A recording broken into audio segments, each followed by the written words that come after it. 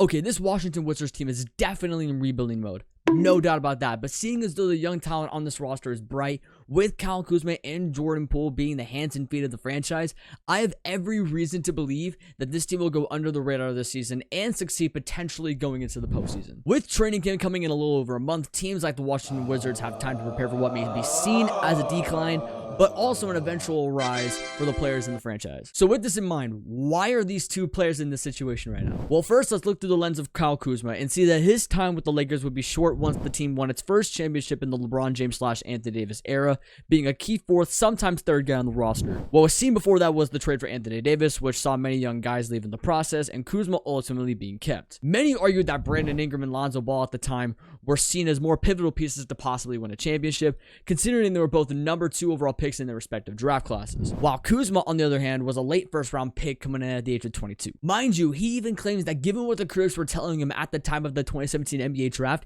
he wasn't even supposed to be drafted. Many teams believed that he was an overhyped prospect coming out of Utah, but if you filter through the 3 years he played there, saying overhyped for this man is far from the truth. Lo and behold, however, he still needed to prove himself, and through various workouts leading into the summer, he proved his worth and got picked number 27th overall by the Brooklyn Nets, to then be traded on draft night to the Lakers for D'Angelo Russell. He had a great 4-year run with the team until the eventual blockbuster trade for Russell Westbrook, which sent him, KCP, and Montrezl Harrell to the Wizards. It was a move that needed to be made not only for the Wizards, but for Kuzma's sanity. Listen, this guy was being lit up more than half the time being behind LeBron James and Anthony Davis, and I truly believe this man was over-criticized. Now, did he have his fair share of moments where he buckled down under the pressure? Absolutely, but he was still a contributor in many ways. Think about it, if he was having an off night offensively, he always brought it to you on defense, and vice versa. This man never lacked productivity. This showed this last season with the Wizards, averaging a cool 21 points, 7 rebounds, and nearly 4 assists a night on consistent shooting splits across the board. Are there things he needs to work on? No doubt. His turnover rate is high for a guy at his position, and he lacks continuity not only within his own game, but also with his teammates. Which leads us to Jordan Poole. Also a late first round pick coming in at 28th. He had a few spotty seasons playing in Michigan. Literally, the only thing I remember this guy doing is making this buzzer beater in March Madness, but other than that, not a very productive player. First year with the Dubs, he struggled to the death, and rightfully so, with Steph Curry getting injured 5 games into the season and was ruled out indefinitely. Not having Klay Thompson didn't help either, so he was essentially thrown into the mix with Draymond Green.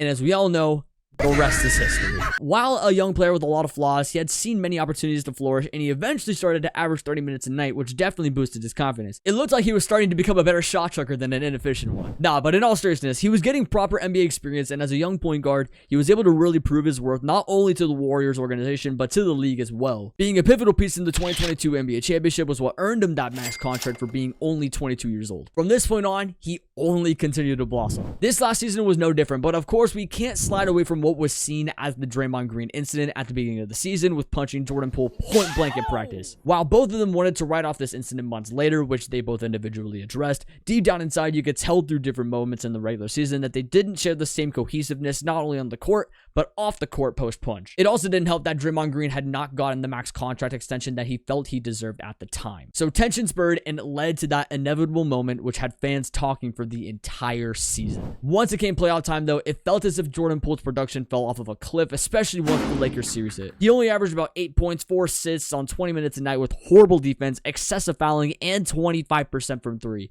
Absolutely abysmal. A decline was surely noticeable, but fans were hopeful that this man was going to be untouchable in the offseason, which sadly was not the case. Once Chris Paul was traded / waived from the Suns to the Wizards, he was shortly dealt in a trade to the Warriors, which included various picks and, of course, JP. When photos started coming out of this man in a Wizards uniform, fans legitimately thought that depression had hit this guy for real. But this was mainly just a facade, as he started to rep his new city with pride, talking positively in press conferences and interviews, showing up to watch young guys ball out in Summer League, etc. But moving into what this roster looks like with Kuzma and Jordan Poole as your centerpieces, you have Tyus Jones at starting point guard, which was brought to the Wizards in a 3-team deal with Memphis and Boston, which saw Porzingis leave. You have Denny Avdija most likely playing small forward and power forward, and Daniel Gafford maintaining the center position. While still seen as a young roster, there's still a chance that this team could pull an OKC Thunder and get near 500, which would be crazy in a heavy loaded Eastern Conference. I haven't even mentioned the likes of Bilal Coulibaly, who showed flashes in Summer League, as well as below the radar guys like Landry Shamet, Mike Muscala, Anthony Gale, and possibly Danilo Gallinari if he's ready to play. The keys have been handed to these two, and it's their job to facilitate and to build upon what they already know, and I have firm belief